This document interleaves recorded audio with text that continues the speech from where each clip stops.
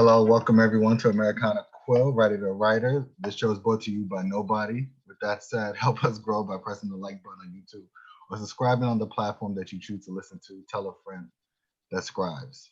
My guest is someone who taught me the ropes about self-publishing, as he is the author of a sports book, The Missing Momentum, the greatest to never do it.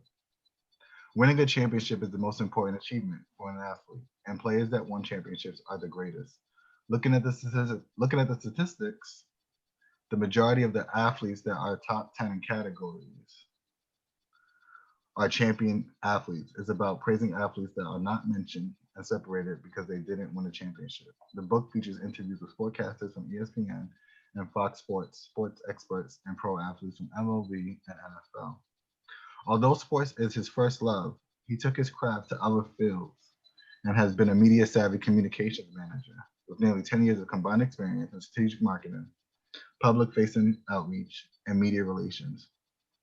He has firsthand experience creating a variety of content with a journalistic style that captures stories that elevated brand affinity while increasing engagement. He has leveraged his ability to build and maintain relationships to develop opportunities and drive campaign strategies to achieve organizational goals. And a few of his accomplishments is him winning Associated Press Awards and many other things. I present to you Kenrick Thomas. How's everything going, Brinton Woodall? This is great. Thanks for having me on. I'm honored to be here. Well, thank you for even joining, man. I greatly appreciate that. Well, I've known you since I was a kid, and Absolutely. I was probably one of the first people that you probably expressed that you had a passion to be in journalism of different formats. And Definitely. one of those formats was you being a writer, a freelance writer of sports and presenting them to blogs and things like that, and then even writing your own sports book. And the interesting thing is that you actually showed me how to DIY, do it yourself kind of approach to self publishing. So I would like to know who taught you how to self publish, or where did your writing start? Where did your journey start with writing? Yeah, absolutely. Great question. So, pretty much how it started was it really didn't start with the actual, I would say, the actual craft of writing. It really started with my love of sports. So I would say that's where it started.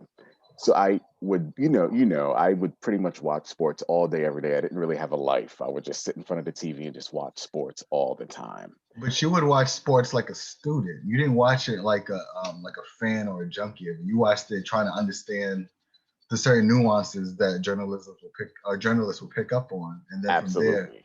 focus and study those things, like the Absolutely. stats, why this person's considered good in clutch moments, why they're not, and you would try to follow Absolutely. those type of trends of like an analyst of statistics, not just of just watching the game and saying I know the game. Yeah, absolutely. And that studying really got me interested in journalism because that's pretty much what journalists do. And that's what pretty much drew me more into writing. So what I did was, I believe when I was 16 years old, I would go on Fox Sports, ESPN, and CBS Sports, and just pretty much read up on the news that's pretty much that's taking place, just so that I'm informed, I'm properly informed. And then I remember when I was on Fox Sports website, I saw that you could actually write blogs, and I was 16 years old, so I said, I'm actually going to try this out. I'll give it a shot. I was reading a lot of the blogs that was on there, and they were great and really informative. And a lot of these people knew what they were talking about. So I figured I'll give it a shot. And so I believe I was 16 years old at the time. So I was writing Right. blogs like all the time. I was pretty much, opinion pieces. And what was the cool thing about it is that it was pretty much almost like a community. So we had a lot of bloggers on that website that was blogging on a consistent basis, and I'm blogging on a consistent basis, and we're all blogging on a consistent basis. So what's taking place is that we're developing kind of like this relationship. So what would happen is, Almost like an ecosystem of its own chambers. I would, yes, absolutely. So yeah. they'll read my blogs and they'll comment. I'll read their blogs, they'll comment, we'll exchange emails, and they'll actually give me tips along the way. great piece. Won't you try doing this, try doing that? And that, that helped me along the way. And as I continue, writing is like, it's like riding a bike. I would say it's more like it's a skill, it's a craft. So the more you do it, the better you actually get at it. The less you do it, the more your skill starts to diminish. So I always tell people, I did my when I was in my certificate program at Northwestern University, one of the professors said that what you want to do is you want to treat writing as if it's an actual skill, as if you're playing basketball, as if you're actually a painter, an artist. You want to do that every single day. You want to keep sharpening that tool every single day, because that's how you're going to get better. Not just writing, but reading as well. Because reading helps you pick up different vocabulary words. Actually helps you get a different perspective on actual writing.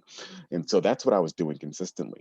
And I would Cooler use that. ways to do sentence structuring and things like that. Yeah. Absolutely. Yeah, you're a writer. You know how to do this. And that's No, but actually, this is for everyone, so I'm happy that you're even sharing all oh, this. yes, definitely. And so I would do that on a consistent basis. And also, too, what I would do is I would get people to actually be able to read my pieces and give me some feedback as well. And so doing that is what pretty much helped me develop that skill. Now, to be completely honest with you, I'm still not happy where I am right now in my writing ability. But I Is it think because that's you felt like you took a break from it a little bit, or is that you had to kind of pivot in the type of writing you're doing? Because I know you're not necessarily in doing sports for writing for sports anymore. You're writing more of different content that I don't think you were always interested in as a kid. So maybe absolutely. that's where it changes. Yeah, I would say it's more so, I would say it's more so just me just never really being happy as far as my skills. So I'm always feeling like I can get better. I always feel Mhm. like I can get better. I always feel like I can improve. I Right. always feel like, I could have done this better. And I think that's where it mostly comes from. Mhm. And so that's what I would pretty much say. The reason why it started out with sports is because of my love for actual sports. And so doing that was pretty much helped me sharpen that tool. And that was the goal, really, to actually be a sportscaster, be a sports journalist, but mainly on the writing side of things. Got But it. as I got older, I pivoted. So pretty much sports was really fun, but then as I get older, I guess your interest starts to change a little bit. So I watch sports all the time. I was watching the NBA finals, yesterday. I watched, the Eagles lose to the Pittsburgh Steelers, unfortunately, even watching my college team play on Saturday. So I'm still into sports. But as you get older, your interest starts to pivot. So what took place is when I got hired as a news reporter for an NPR affiliate, Mhm. WQCS, I actually was doing just general news as a news reporter, and doing general news, and also being a freelance journalist for the St. Lucie News Tribune. I was doing hardcore news. So I remember covering a case where an actual person shot and killed a police officer. And I actually had to go and interview the family. And, it was really hardcore journalism, and good journalism too, was what I liked. And I saw that this stuff actually has an impact on someone's life, and that's where the moment where I started to change a little bit from actual just doing sports and to actually covering stories and doing work that's actually impactful to someone's life. What can this person use from this actual story? Mhm. How is this going to impact this individual's life? And Right. that's where I actually started to make a change, because I didn't want to just cover sports because it's fun, because sports is, it's entertaining. But the pieces I wanted to cover is, how is this story going to better someone's life, and how are they going to be able to take this information and utilize this information? And I think that's where things actually started to change. And to be honest with you, I actually started to feel good about myself, because I felt like I wasn't just doing something I like to do, but I'm also making a difference in someone's life with the stories that I'm covering. And then that transcended into actually me doing more work in the community, Right. and still using that skill to be able to do work in the community that's going to impact someone's life. But it was a long journey. It was definitely a long journey. Definitely. So, what's the last book you've read as far as fiction and then nonfiction, if you've read both sides of the coin? Yes. So the book I'm reading now is, well, I'm reading two books now. So I'm reading The New Jim Crow by Michelle Alexander, which is a really great book. And when Malcolm X said that reading one book can change your life, he's definitely on point with that. So I would say The New Jim Crow by Michelle Alexander. And all What do you like about that book before we the go into reason the why I book? like about that book So is, far, you finished it. yes, so it talks about, right now we live in a day and age where social justice is a big issue in our country. Absolutely. Equality is a big issue in our country. Hmm. Systemic racism is a big issue in our country, and we live in a country where not everyone is treated fairly.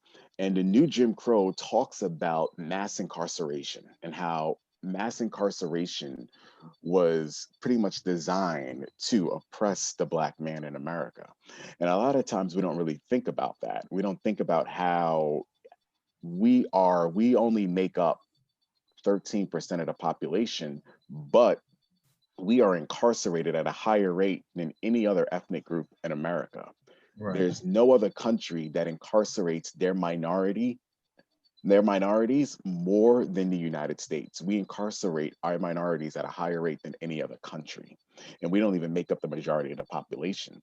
And when you think about that, you think, why is this? And Michelle Alexander does a really great job breaking this down in the book, how our communities are over policed more so than any other community. So if police officers are more focused on the Black community, then of course we're going to be arrested at a higher rate because they're paying more attention to the Black community Right. than the white community. And so when you look at those things, you're thinking, wow, why is this always an issue? How there is a strategic plan to target, you know, the Black race when it comes to policing. So you think about these things and you see how it actually contributes to the downfall of and a lot of the issues in our community. A lot of people, when they drive through a Black community, a lot of times they say, wow, look at all these people. They're very judgmental, but they don't actually really know that it's not because of, and now some of it has to do with decision making, but I think overall a lot of it, there's a root. You have to get to the root of the issue. And the root of the issue is systemic racism, which mass incarceration plays a part in that. Right. And I think she does a really great job at that. I'm actually on chapter 4 right Mhm. now. And it's a book that I've been wanting to read for a very long time. And I'm really happy I actually got the opportunity to really be able to get the book and actually read the book. And it's really opening my eyes to a lot of things, I would say. Right. And also, So, mhm. I know you're big on research. Sorry for cutting you in. Oh, no, it's fine. It's fine. So when you're reading certain books, like I'm starting to now do the whole, I like to highlight key things of, so whenever I do look back at it, I remember key points and reference. Are you doing that with this book, or are you just reading it as a free flowing thing Yes. through your mind? So a few things actually. The one thing that actually stood out to me in this book, which I always knew was the case, but Michelle Alexander actually she pretty much pinpoints on it.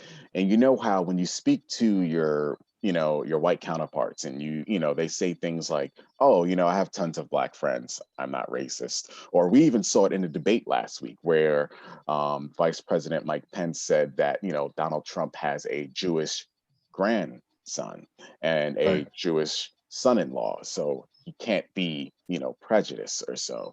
But Michelle Alexander says there's something called implicit bias. And implicit bias is a bias without even realizing you actually have it.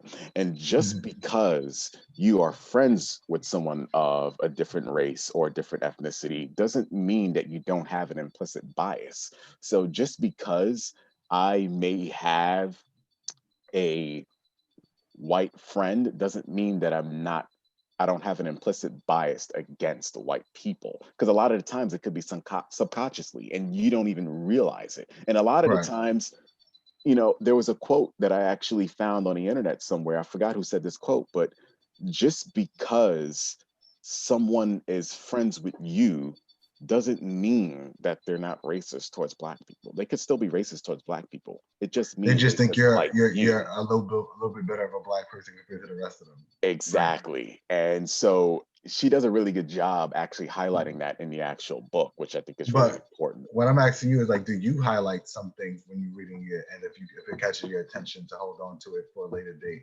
I'm asking your research process. Are you highlighting, or are you just reading through?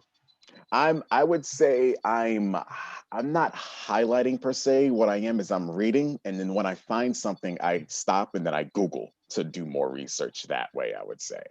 Okay. Yeah, Yeah. yeah. So like for instance, I like for instance during the Ronald Reagan era, I believe this was in the third chapter of the book. She talks about an actual grant. See, what was taking place was President Ronald Reagan actually wanted to target the Black community, and he wanted to get the he wanted to target them and pretty much increase the amount of times the law enforcement arrest Black people in Black communities for drug offenses. But he wanted to get local law enforcement more involved, and he he tried to get local law enforcement more involved because it was mainly the federal agencies, but he wanted to get local law enforcement involved. But local law enforcement said, hey, we want to focus more on crime. We don't really want to focus more on a lot of these drug offenses.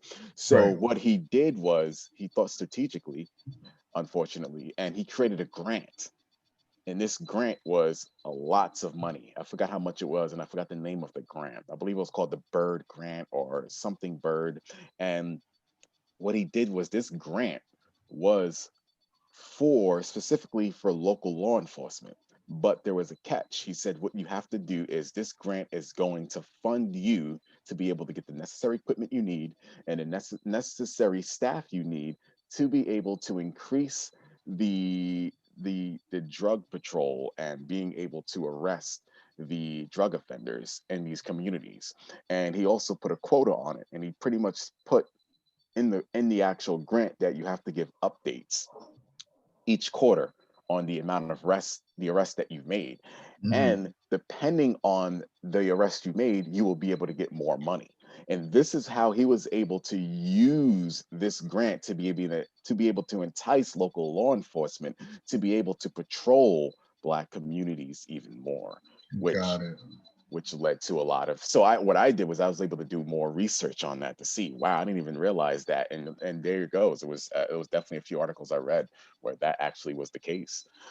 So it's definitely a great book. I definitely encourage anyone who wants to pretty much expand their knowledge in mass incarceration and how that actually is oppressing a lot of Black men in America. I would definitely recommend them to read that book. Absolutely. Jim Crow by, say the author's name again. The New The Jim New Crow Jim Crow by Michelle Alexander. by Michelle Alexander. And what's the other book you were about to reference as well that you Yes, are reading? the I'm actually reading the book on Malcolm X biography. The autobiography of Malcolm X? Yeah, yeah, Oh, okay. which is really good book. I'm still on chapter one, but That's written by the estate of his family, correct? it's written by Alex. Forgot Alex Alex. Haley? Yes, yes. Okay. Yeah, the same author who wrote Roots. Yeah. Yes, really good book. I've watched the movie, which is a really great movie. But I wanted to read the book because the book actually gives you some more information on Malcolm X, Right. and so I'm really still early on into that book. I'm still in the first I would say the first chapter, but it's definitely something I'm excited to dive into. I've heard a lot of great things. Every time I tell someone I've watched the movie, they always say read the book. That's always been their Right. recommendation. So Same. I'm definitely reading that book and getting into it. So what's the last book you actually completed? And The last book I actually completed was actually just, I would say, just before the end of the summertime. And that was by Dr. Umar Johnson, the psycho holocaust of Black men, Black boys, I believe it's called. And it pretty much talks about how the Board of Education, a lot of the times in these counties, in these communities, they use special education as a way to segregate a lot of our schools and to be able to prevent the Black boys in America from being able to reach their fullest potential in the classroom. Or And create the pipeline for the new prison system, I suppose he's also talking about somewhat. well, it's mainly there is a little bit of that in the book, but it pretty much talks about how. So, for instance, when once we were able to desegregate schools in America, what took place was, the majority of the people were not happy with that ruling, for instance. Mhm. So they were not happy that the fact that white kids and black kids can go to school together. That was something that still was not happy, even though Brown Boys Board of Education, took place, and and Thurgood Marshall, along with a lot of other civil rights leaders, they were able to actually, you know, desegregate schools. There were still a lot of people who were not happy with that, specifically white people. And so what took place was they made special education.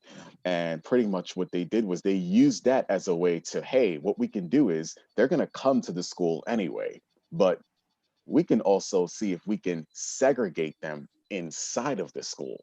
So it looks like they're all going to the same school, but once we get into the school, it's segregated. So they created special education as a way to prevent Black kids from being in the same classroom with white kids. Now today it's gotten a lot better. You don't see much of that today, but he pretty much talks about how that was started right after the desegregation of schools. And what took Mm. place was they actually had criterias and what constitutes a learning disability, which is very vague. ADHD, which is really vague. If I was to tell you some of the criterias, you would say, well, that sounds like every actual boy in America. Mhm. A boy who talks a lot, a boy who pretty much, moves around a lot in the classroom. Any boy that's in middle school can't sit straight because we have a lot of testosterone. We want to move around. We can't, that's the one thing about boys is we're wild. We like to move around and like the, what I mean, loses things obsessively. You know, these criteria are so vague and they made them very vague. So they could fit whoever into that box. Exactly. And Got it. guess who was going into that box? Black boys. Right. And that's what they were doing to actually be able to segregate the schools, to keep them still segregated even though they were desegregated. Right. Okay, I have a few more questions for you. Let me Absolutely. just check my notes. Excuse me. Oh no, it's okay. Do you have any tips for writers that want to get into the space that you're in now, specifically, as far as you being a writer for a major corporation? You mean it's actually like getting into the actual like nonprofit industry with their okay. So what I would say first and foremost, what you want to do is you want to practice the craft of writing. I think that's really important. So you want to make sure that you're writing on a consistent basis. You want to read more than you actually write. I think that's really important. So you want to do that on a consistent basis. And to be able to get into the nonprofit industry as a public relations expert or professional, what you want to do is you want to start doing things in the community, get involved with local community organizations that are doing things in the community. Because what you want to do is you want to enhance your experience in the nonprofit sector. Mhm. Nonprofits is a really great industry to get into because you are giving back to the community, and there's different kinds of nonprofit organizations. But what you want to do is you want to make sure you're doing community work and you're getting involved with nonprofit organizations. Mhm. I would even say after a while, try to even get on the board of directors of a lot of these nonprofit organizations to be able to enhance your experience, I would say. And then, you know, continue practicing the craft of writing because that's really important. The least you do it, the less effective you're going to be. The more you do it, the more it's going to improve. And I think if you keep doing that, I think that's the best path to be able to get into that sector. That's true. Mhm. So, how many hours do you recommend maybe reading or writing a day if people have time? I would say, here's my opinion. I would say at least spend at least an hour writing. And as far as reading, just as much as you can, I would say. Right. just as much as you can. It doesn't even have to be a book. You can find articles online to read, Blogs, different things that blogs. are interesting. Absolutely. Yeah. I don't Yeah, just read books. I also read articles and I read blogs as well. Very, very great information, because I think that's really important as well. Because you're going to definitely pick up a lot of ideas. You're going to definitely pick up on things. And then what you're able to do is you're able to actually Google a lot of things. And I would say also there's a lot of services out there that is really useful. Grammarly is also a really good tool to use, because you actually start to see some of the mistakes that you made, and you're able to look at Grammarly and you're able to say, okay, that's how you're supposed to do that. So for the next time. It kind of gives you some tips, and it kind of takes your work and shows you how you can enhance it. So I think there's a lot of good online tools out there you can use as well. that's true too. What was I going to ask you? When it comes to your first book, are you proud? Or your second book? It might have been actually the Momentum, the book Yeah, I am just I? referenced. Are you Yeah, proud of it? Are you proud of absolutely. it? Yeah. Yeah, absolutely. It's one of the best projects I worked on. The reason why it was really important to me is because before my great grandfather passed away, he always wanted me to write a book. That was something that he always said that he wanted me to do. And to be able to do that, unfortunately, he had passed away before it was published. Uh, Um, but to be able to accomplish that was really good. And I think also the subject matter was really interesting for a lot of people, because it always created a good discussion. And so it pretty much was about athletes who didn't win championships, and are they looked at differently? Are their careers judged differently based, right. compared to the athletes who did win championships? And it was a really good discussion. I interviewed a lot of great people. Mike Hill, who was then on ESPN, who's now on Fox Sports. Kyle Turley, who used to play for the New Orleans Saints. Brent Myers, who used to play for the New York Mets. Are you A still lot in of great. contact with these people today? No, I am not on a consistent basis, but if I needed to get in contact with them, I probably could. Okay. Um, and so there was a lot of great people I actually interviewed in the book. I wanted to, because I felt like it was really important to get their expert opinion on a lot of this stuff, because of the fact that these guys actually are close to the game. They study the game and they know a lot of these athletes, and they're having a lot of these discussions. And I thought it was really great. And Howard Bryant actually was able to actually sit and actually do the Forward. actual outro with me, which I think was Oh, really nice. good. The forward is written by Ron Mitchell, who was the former New York Giants wide receiver. Mm, So it was definitely a great project. I was really happy with myself. It took me about 2 years to complete.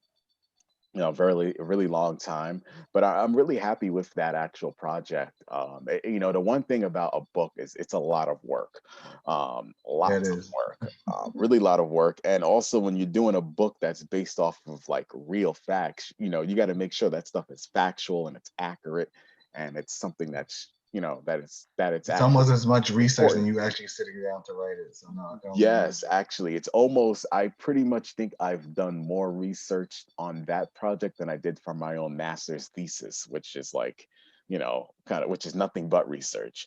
Right. So I would say that, that it was definitely a really great project. Of course, I read it and I always want, to improve on things, and I always say, I could have done that better. I could have done this better. Um, but it definitely was a great starting point for me as far as writing a book, and it was Right. definitely something that I really enjoyed doing. It definitely boosted my confidence, and yeah, I'm really happy about it. I mean, if anyone wants to read it now, it's definitely outdated. So you're gonna read it and you're gonna say, what? No, that person is in the Hall of Fame now. It was written a while ago, but it Right. definitely is something that I enjoy reading, because it's a good discussion to have. Right. Is there another book maybe on the horizon that you think you would want to write? Absolutely. I'm always constantly thinking about books that I want to write. I definitely believe there's room for another book. So That's when are you definitely going to take the time to sit down in a chair so you can do that, Mr. Thomas? hopefully soon. Now that I actually have time, hopefully soon. There's always something, there's an idea out there that I wanna explore.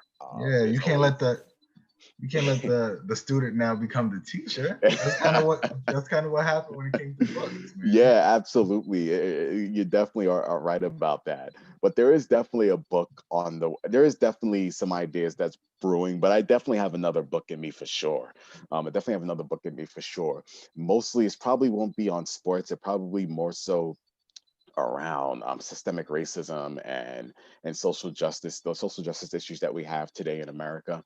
It's So is that your definitely. reason for reading some of these very strong, opinionated Black books that are well needed in the market? But Mhm. is it also like research for yourself, or if you're wanting to write another book, it will be something in that vein? Yeah, it definitely is. I would definitely say just interest. I definitely would say just interest. I personally feel like, systemic racism, we see it every single day. But you know, a lot of people who aren't affected by it, right? And I think that's always the biggest issue we have in America. We know it exists as Black Right. people, maybe not every Black person, but that's a story for another day. But most Black people know that systemic racism exists in America. But the issue that takes place is that there are a lot of people who are of different races who don't experience racism in America. Right. So if you don't experience it, you don't see it and you don't And when believe you it's don't, there. right, because it hasn't come through your front door yet, if it will ever. Exactly. It hasn't ever come. It will probably never come to their front door, right?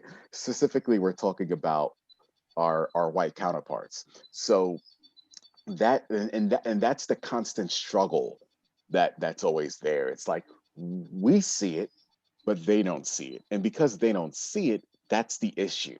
And saying that racism doesn't exist in America is almost like saying you don't believe in science, or you believe the earth is flat, because systemic racism is, you see it all the time. You definitely see it all the time. And I think what needs to happen is people need to educate themselves on this issue, because Right. COVID-19 is going to come and it's going to go. It may not go now. It's not going to go away now, but eventually it's going to die down. But systemic racism is going to be here. When my Right. life is ended and I'm 6 feet in the ground, systemic racism is still going to be here. And it's something that's been here for years, but we need to continue as a country to work towards dismantling that issue. Well, But I it's think going to this be. is the first time in American history where we're not just complaining about the problem, we're actually talking about solutions that need to start taking place. And that's a big Absolutely. thing. But Because it I is a think in big the thing. past, it's been a lot of problem, and no race wants to hear about the problem. We need to find a solution. And I think we're finally finding potential solutions to try to go for, which I We're think is a good step. Yeah, we're getting there, but we're still No, no, a of long way from course. getting But there. imagine Yeah. all the years everyone we kept on saying that there was a problem. They didn't Hmm. want to see the problem. Now They that we did. got the air of most of them knowing that Hmm. there is a problem, now it's time to let them know. But this could be this one of the many solutions that are needed. So Absolutely, absolutely, it's still and going to be a fight, but it is still a fight. uh, And the thing is, you can't always talk about a problem without giving someone a potential solution so they can try to help eradicate the problem. So I think we finally figured out what the true problems are, of how to bring it out mhm, in a diplomatic way where we can get things done. And I think eventually it will come. It might not come while we're alive, but I think now that we know the simplistic solutions that we could put in place to prevent a lot of things, I think they're able to happen. And I absolutely, think, it all starts from redlining, segregation of communities due to lack of funds and things like that. That all plays a part as well, especially with the Black community. So, absolutely. James Baldwin, one of my favorite scholars, said something that was really impactful. He says, "Everything faced Not everything that's faced will be changed, but nothing will change unless it's faced." So pretty right. much, if we'll never be able to change racism unless we actually face it, but we can't give up on it, because if we give up on it, then it will definitely never change. And I think that's really, really important. Right. And I think it's really important for people to comprehend. So it will mainly be in that genre. My next book, when I get started on it. But yeah, there's definitely another book in the horizon. I definitely got another Do book. you have a few working titles you're able to share with us or no? It's Titles. okay. It's okay if you don't. I know you got to I copyright that stuff. So Yeah, I don't have any titles or so, but there's definitely like a few topics out there that I have. It's really just about honing in on that and narrowing it down. So I'm still like in the flushing stages got it. of it. Yeah, I would say I'm still trying to flush it out. I have some ideas, but how am I going to be able to bring this together and make this an actual topic that people will be interested in reading about? No, that's amazing. Yes. Thank you so much for your time, Kenrick Thomas. Thank you for having me on. I really appreciate this. I'm honored. No, thank you for even, being so insightful with some of the books you're reading, some writing tips. I greatly Mhm. appreciate it. I'm sure the audience will too. So to cap it off, I usually do a quote of the week and then lyrics of the week. So I'm gonna Absolutely. pull out my notes so I can read the quote of the week. Yeah.